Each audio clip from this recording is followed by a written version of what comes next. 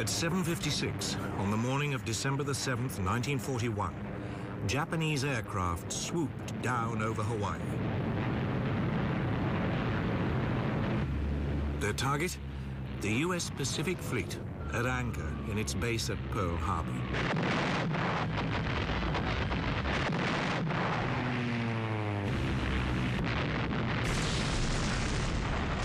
Five US ships were hit immediately.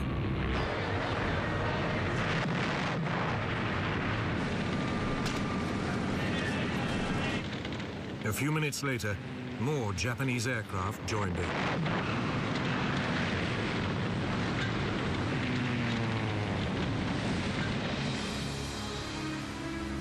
By 8:35, 2 US battleships were sinking, 2 had capsized, and 2 were badly damaged.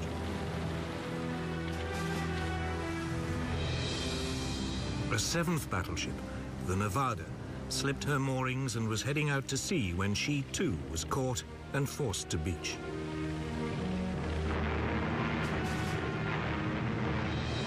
Simultaneously, Japanese Zero fighters strafed US aircraft lined up on the island's airstrips.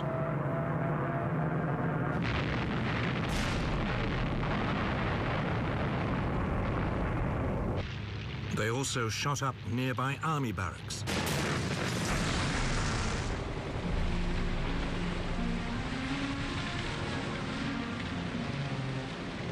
By the end of the attack, dozens of US warships had been sunk or damaged. 188 aircraft were also destroyed.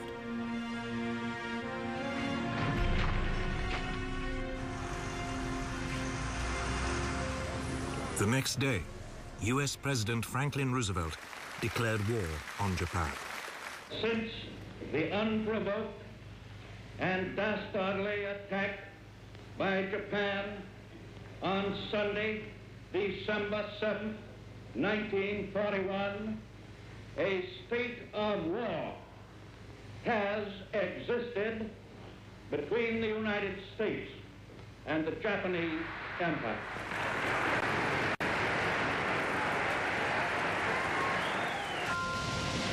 The stage was set. Could Japan knock out the United States with a swift blow before the huge might of America ground it down? It would become one of the great conflicts of World War II.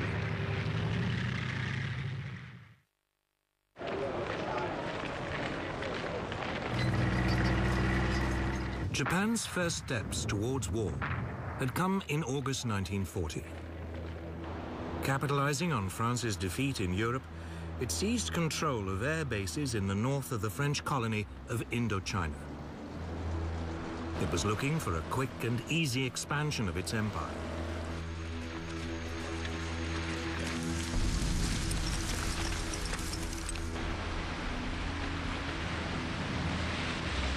A year later, it issued an ultimatum demanding the use of all French air bases throughout Indochina. When the French hesitated, the Japanese invaded and seized control of the entire colony.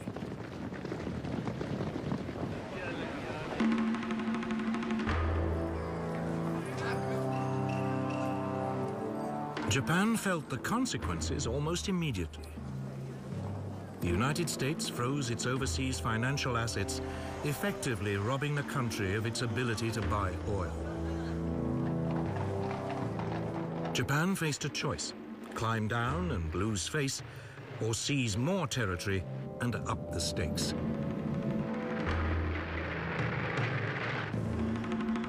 For a new Japanese government, under the aggressive General Hideki Tojo, there was no question about which course to take. Japanese Army and Navy commanders were told to prepare for a swift war to occupy all the far eastern territories controlled by Britain, France, the Netherlands, and the United States. The country was expecting a swift victory.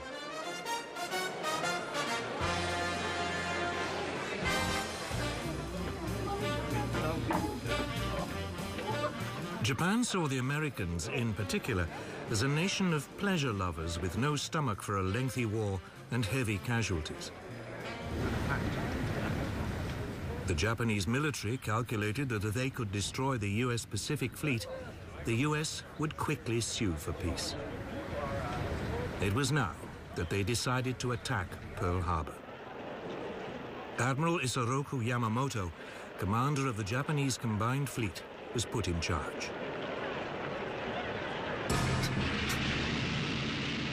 He had 10 battleships, 10 aircraft carriers, and the world's most advanced naval aircraft.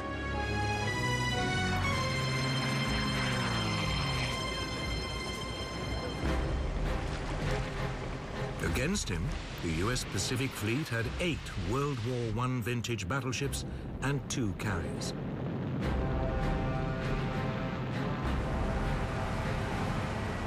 Yamamoto planned the attack with great care. He would hit the US fleet in Pearl Harbor on a Sunday, since, according to intelligence reports, it usually spent the weekends in port.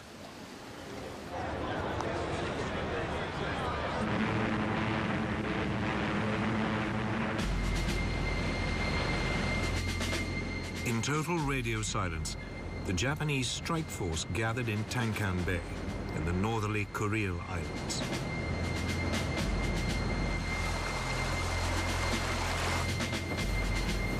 The fleet set sail on November the 26th, 1941.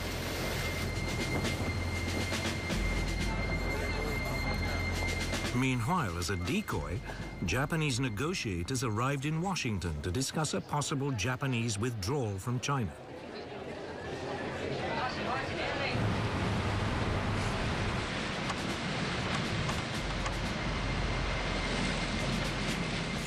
The Japanese fleet refueled after several days at sea.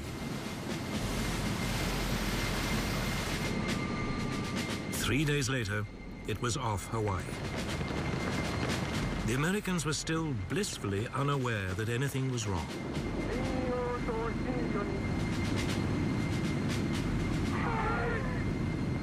At 6 a.m. on December the 7th, after a final briefing, the first wave of Japanese aircraft took off.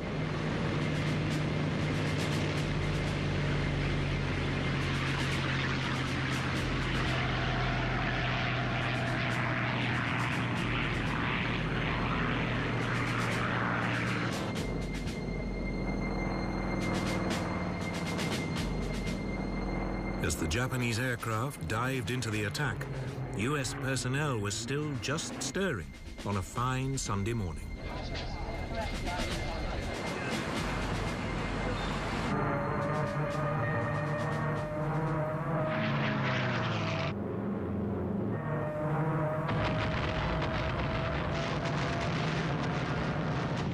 It was all over in less than 2¼ hours. Yamamoto's plan had worked like a dream. Or had it? There was only one problem. The US fleet's 2 aircraft carriers had not been in Pearl Harbor at the time and had escaped the attack.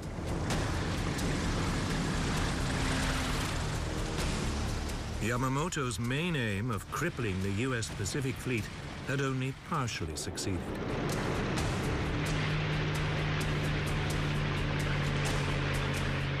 US naval air power in the region was still intact. But in the United States, there was shock and disbelief.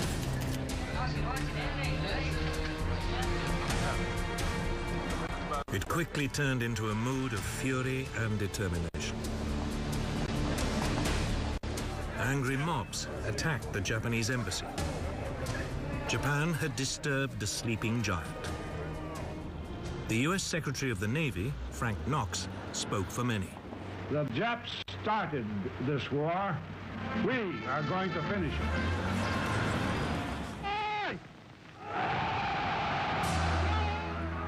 Yet before the US could mobilize its full strength, the Japanese were to inflict more humiliating defeats on the Western Allies.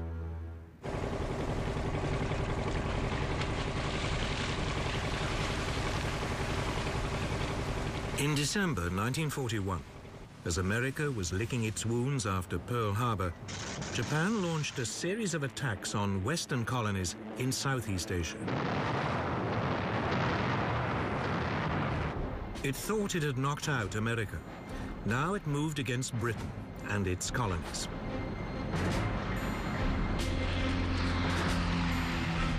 The first to be hit was Malaya, where a Japanese force came ashore in the northeast of the country.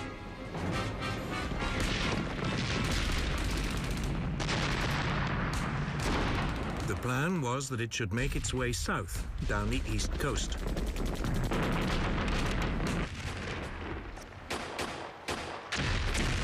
The invasion force was met by a contingent of British Indian troops. But after a day of fighting, they were brushed aside.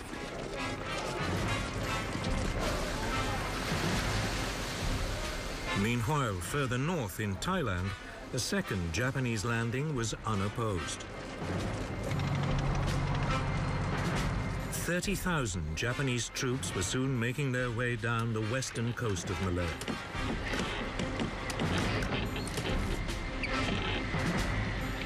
The target of the two groups, Singapore, the center of British military and political rule in the Far East.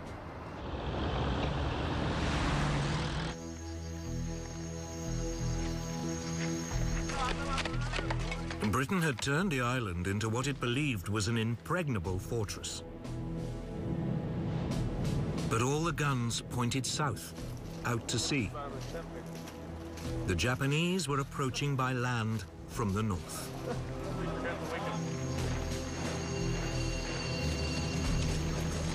Yet British military commanders remained remarkably untroubled. They didn't rate the Japanese as fighting men and believed the Malay jungle was, anyway, virtually impassable.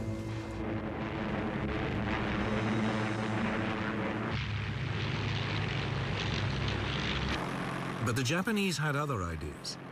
To soften up Singapore, they attacked the city from the air.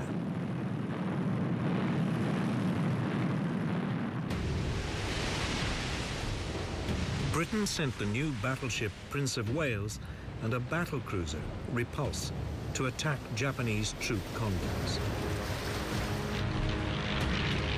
They were met by Japanese bombers.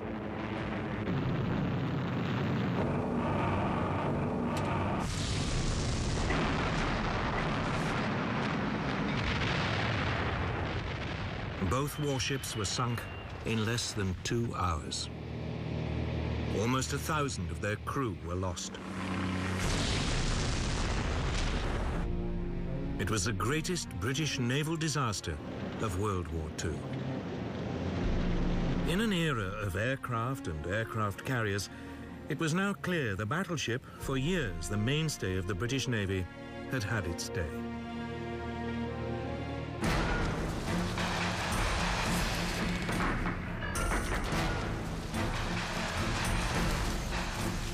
Back on land, the Japanese continued to head south towards Singapore. On January the 11th, 1942, Kuala Lumpur was captured.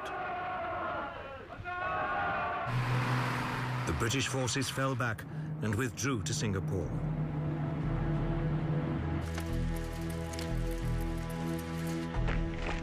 There were now about 100,000 British soldiers to defend it. They faced a force of only 30,000 Japanese.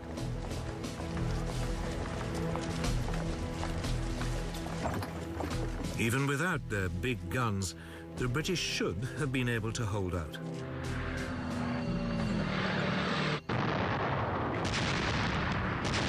The Japanese launched an assault in early February. It was supported by more airstrikes.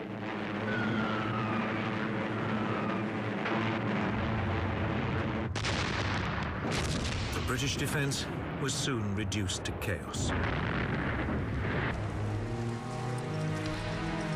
The commander, General Arthur Percival, surrendered with over 90,000 men.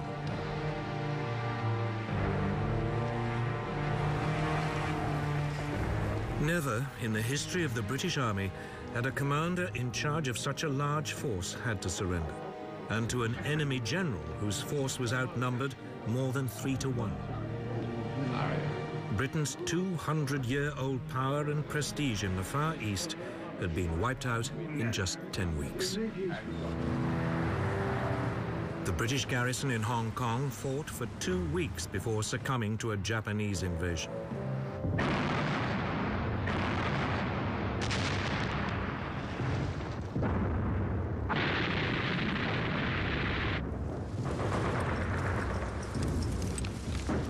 In the Philippines, America fared no better.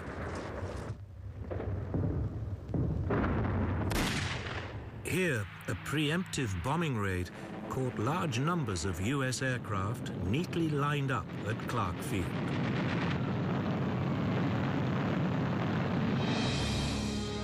Most were destroyed.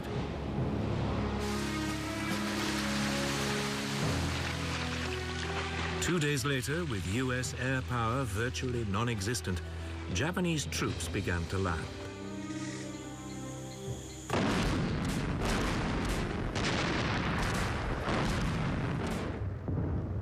Ten days later, Manila was captured.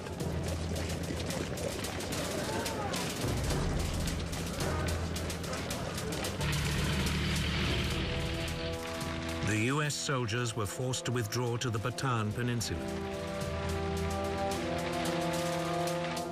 Here they hoped to hold out until a relief force could be sent. It never came.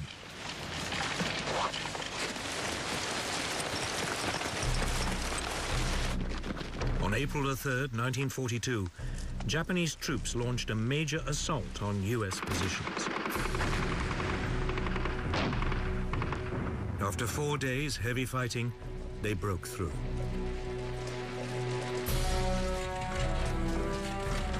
The Americans surrendered 2 days later.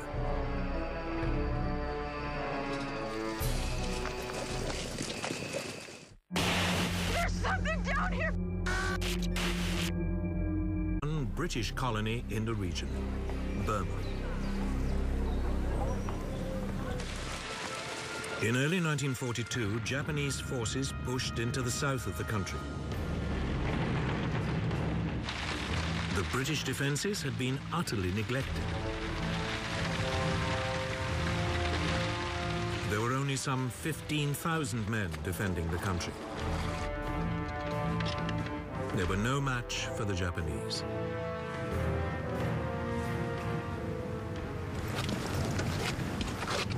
The Allied troops mounted a brief but doomed resistance.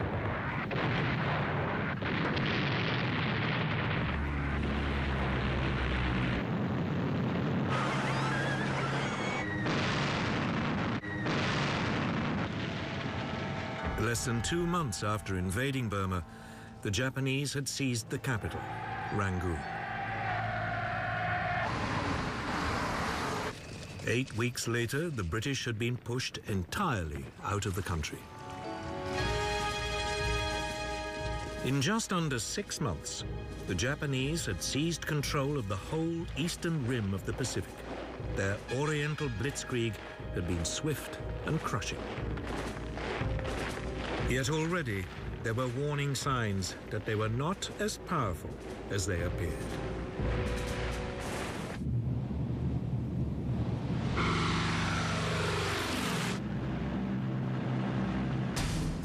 On April the 18th, 1942, 4 months after Pearl Harbor, America struck back at the Japanese.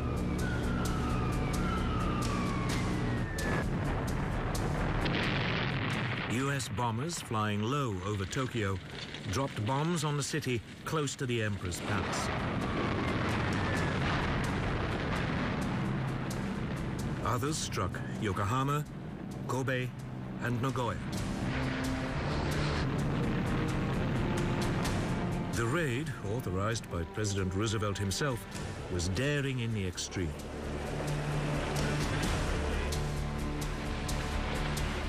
The B-25 Mitchell bombers had not been designed to be launched from aircraft carriers. They barely managed to lumber off the deck of the USS Hornet, which had brought them to within 700 miles of the Japanese capital.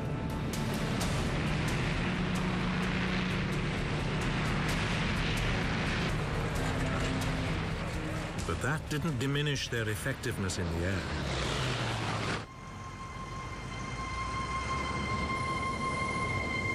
In Japan, the raids caused profound shock.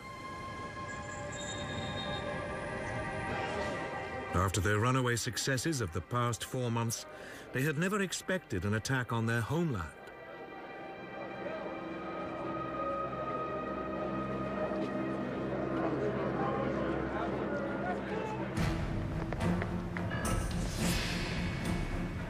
Japan's military planners now decided to extend the country's defenses. If they could seize additional strategic outposts in the Pacific, they could attack and destroy Allied forces before they even came close to the homeland.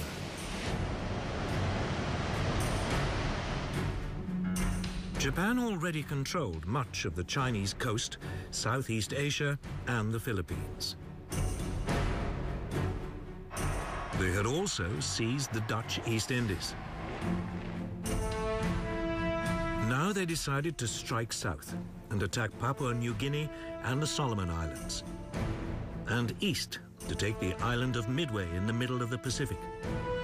It would mean the homeland was surrounded by a string of fortified positions. Yet even as Japan was planning its move, its operations were severely compromised, though it only realized this after the war. The United States had broken its military and diplomatic codes.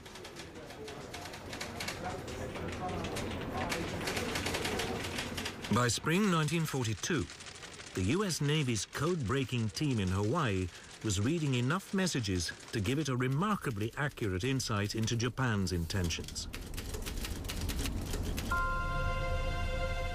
So it was that the US Commander-in-Chief in the region, Admiral Chester Nimitz, learnt the details and timing of Japan's planned invasions of the Solomon Islands and Papua New Guinea. If successful, they would cut off Australia from her allies.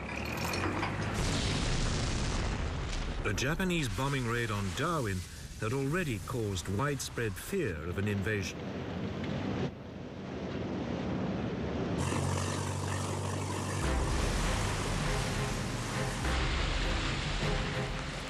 In early May 1942, the Japanese plan to widen its defensive perimeter was launched. They seized the Solomon Islands.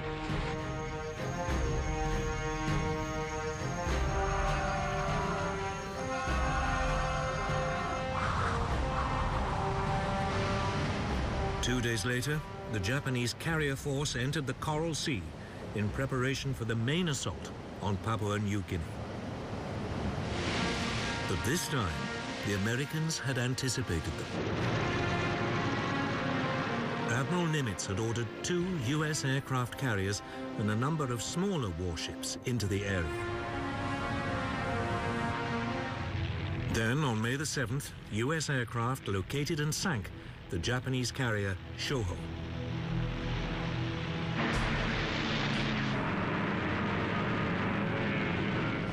The Battle of the Coral Sea was underway.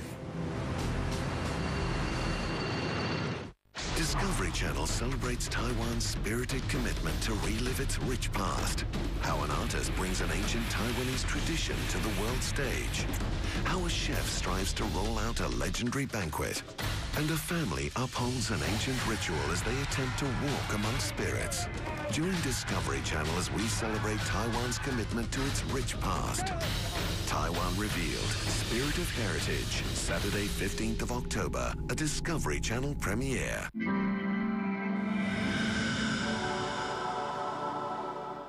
I think everybody lost a piece of themselves on that day. That's why we're rebuilding. I'm committed to stay here from the first bolt to the last bolt. Well, this job's different. I'm in awe every day that I come to work. I just look forward to the time when the angels come to collect those souls. Rising, rebuilding Ground Zero. Wednesday nights on Discovery Channel.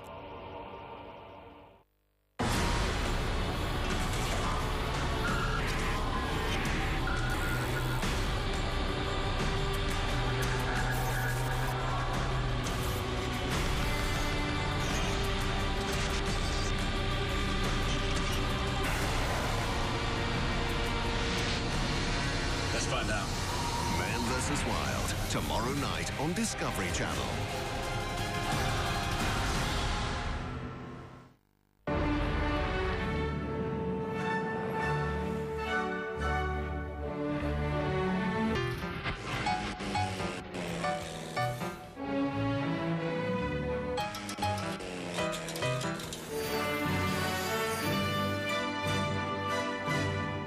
Wind in my face, fear in my eyes. Should be entertaining. Air Dogs, Tuesday nights on Discovery Turbo. Rancangan-rancangan terbaru Oktober ini di saluran Discovery.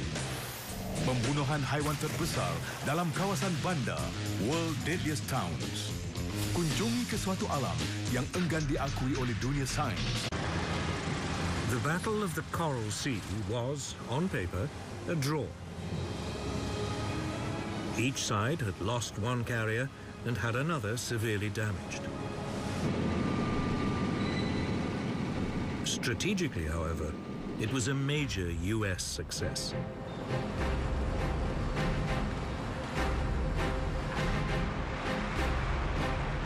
It had prevented the Japanese from seizing more territory, and it had stopped them from isolating Australia.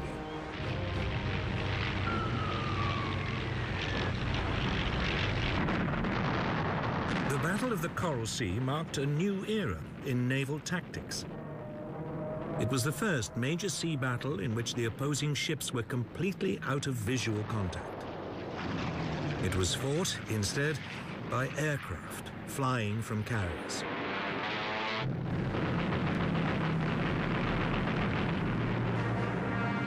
It would soon become clear which side had adapted to the new form of naval conflict more successfully. In mid-May, US codebreakers reported Japanese plans for a new attack. It would be on Target AF, somewhere in the mid-Pacific. The problem for the Americans was that they had no idea where Target AF was. Could it be a reference to Midway Island near Hawaii? An ideal jumping-off point for another attack on the American fleet in Pearl Harbor. The code-breaking team suggested a way to find out. The US Air Base on Midway was instructed to send an uncoded message reporting problems with the island's water system.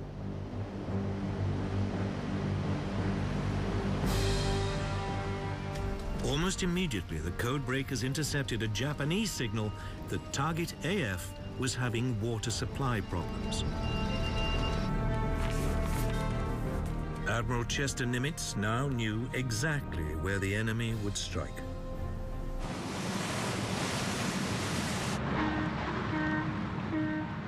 The Japanese plan was typically complex.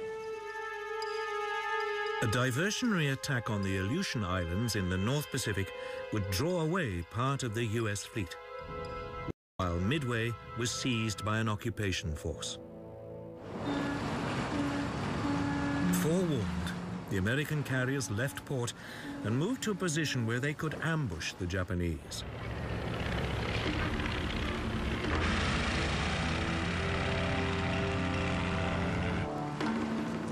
On June 3rd, 1942, Japanese forces launched the expected attack on the Aleutian Islands.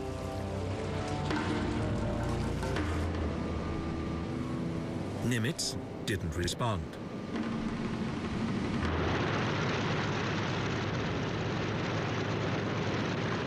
Then, early the next morning, the main Japanese carrier force launched a first airstrike on Midway Island to soften up its defenses.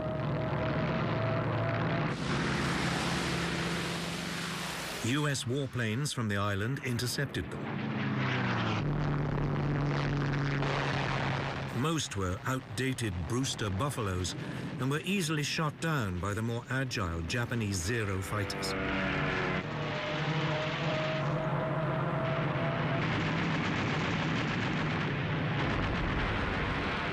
But the Japanese attack had been blunted. Midway's defenses had not been broken.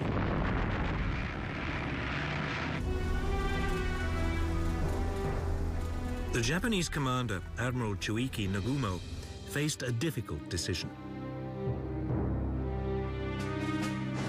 He'd kept some of his aircraft in reserve, loaded with munitions designed specifically for attacking ships, just in case the US fleet was spotted. Should he now order this reserve to be stripped of its torpedoes and reloaded with high explosive and fragmentation bombs for a second strike on Midway? Just as the reloading was underway, he received unwelcome news. The US naval force had been spotted. Nagumo decided to gamble. He would push ahead with the second strike on Midway. His hope was that when the bombers returned, there would still be time to rearm them to take on the US ships. Even as he weighed the odds, the Japanese carriers were attacked by US bombers.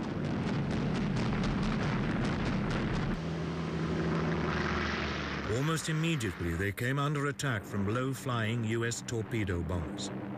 But they were old and slow and attacked without fighter support.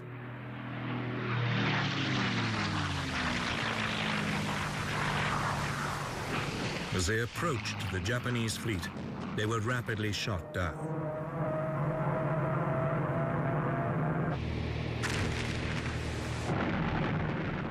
For a brief period, it looked as though Nagumo's gamble had paid off.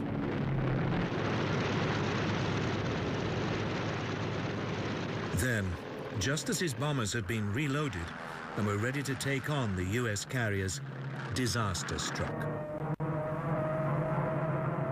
US dive bombers, approaching unseen at high altitude, hurtled down on his ships. The Japanese were caught completely by surprise. Nagumo had gambled once too often and was now at the mercy of American air power. Within 5 minutes, the US dive bombers had reduced 3 of Japan's largest aircraft carriers to flaming wrecks. All would later sink.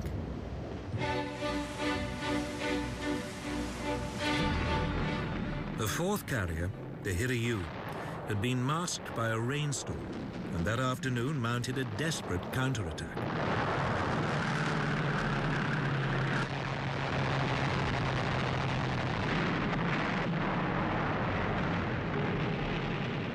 The US carrier Yorktown was severely damaged.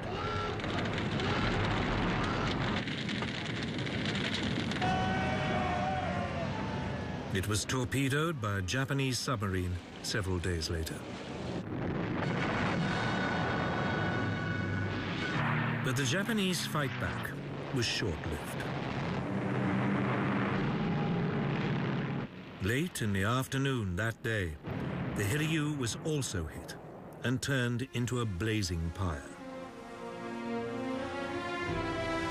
In a matter of hours, Japan's mastery of the sea had been destroyed. The attack on Midway Island had achieved nothing. But it had cost Japan its finest carriers and 332 aircraft. Well over 2,000 sailors had also died.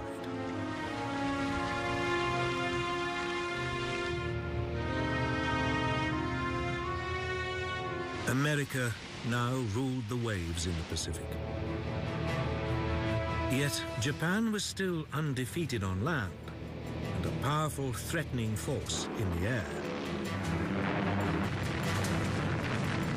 In the coming months, it would try to maximize these advantages. Living the dream. I'm a flea market vendor.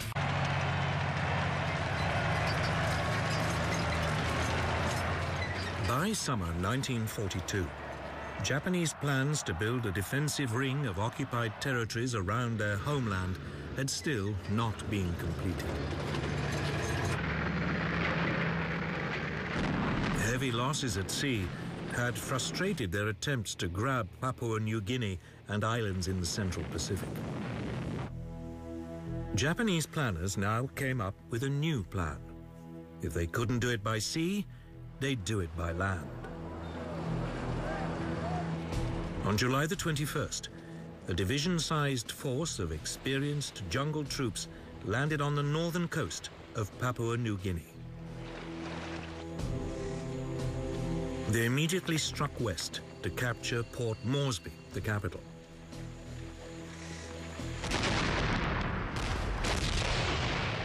Progress was swift at first. The small Australian defense force was completely outnumbered.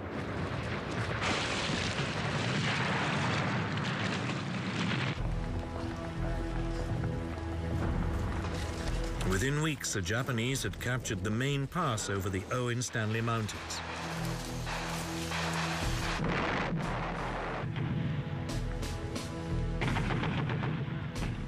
They then halted to await reinforcements before the final push on Port Moresby.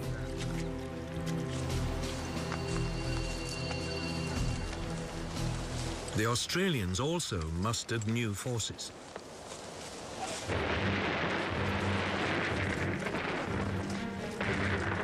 When the Japanese moved off again, they now met much stiffer resistance.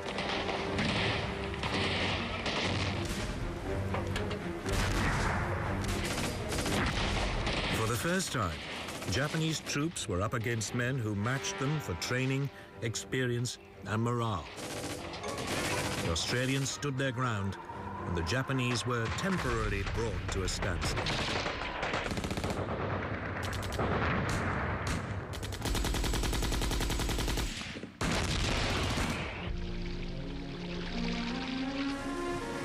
But conditions in the jungle were appalling. There was constant tropical rain. Malaria was rife. The Australians were eventually again forced to retreat.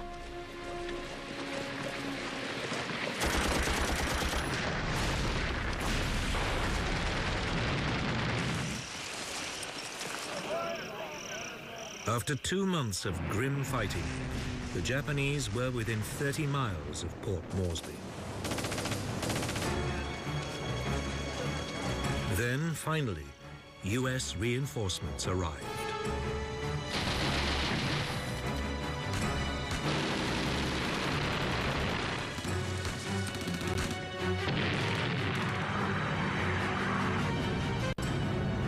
Through September and October, the Japanese were, in their turn, forced back.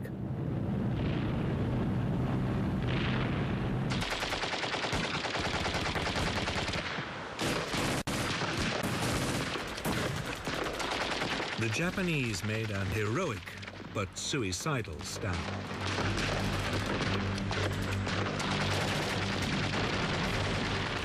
Many chose to die fighting rather than surrender.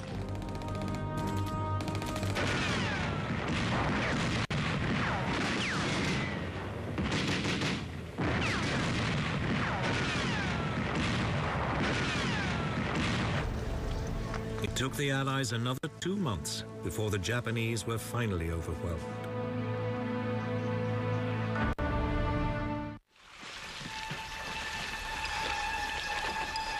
The Japanese were in trouble. They'd lost at sea. They were now rapidly losing the initiative on land. American military might was asserting itself.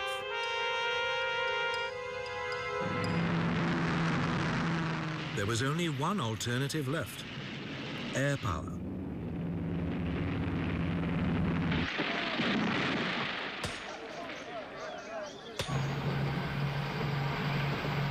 Through the summer of 1942, Japanese engineers began building a string of airstrips across the Pacific. One was on the island of Guadalcanal in the southern Solomon Islands. It was particularly well situated to threaten US convoys heading for Australia. It would become the focus of an epic battle.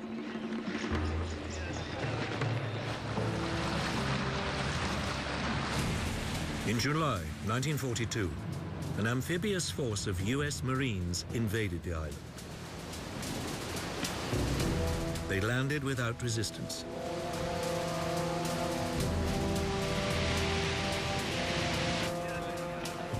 The plan was to capture the half-built airstrip, complete it, and then turn it into a US base. But the Japanese were not ready to give up. That night, they sent in a naval force to land reinforcements and to attack the fleet of US ships supporting the Marines.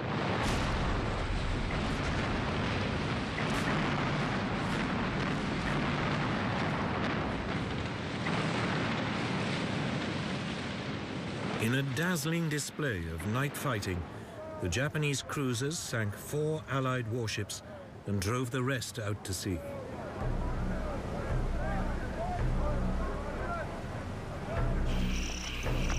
The Marines were now marooned, without supplies and without much of their equipment.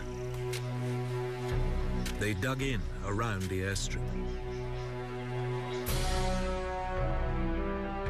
Despite constant bombardment, using construction machinery left behind by the Japanese, they pushed ahead with the completion of the airfield.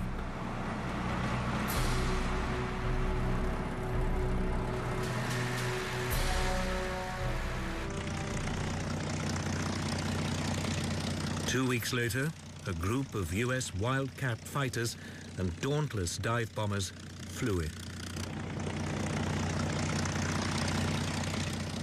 They were not a moment too soon.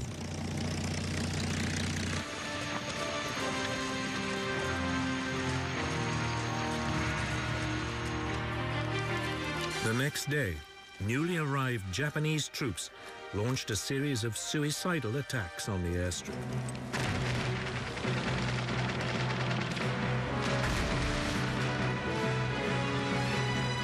Over the following months, wave after wave of fanatical troops were thrown into the battle.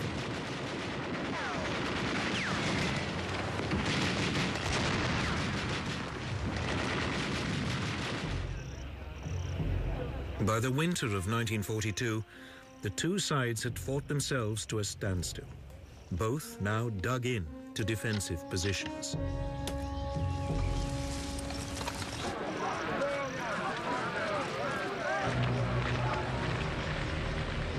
Then, in December, the exhausted US Marines were replaced by fresh troops.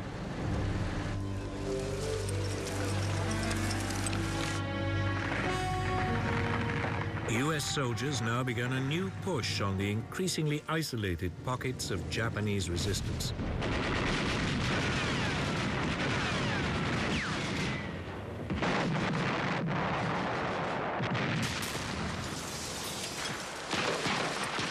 By early February 1943, the Americans had finally won control of Guadalcanal.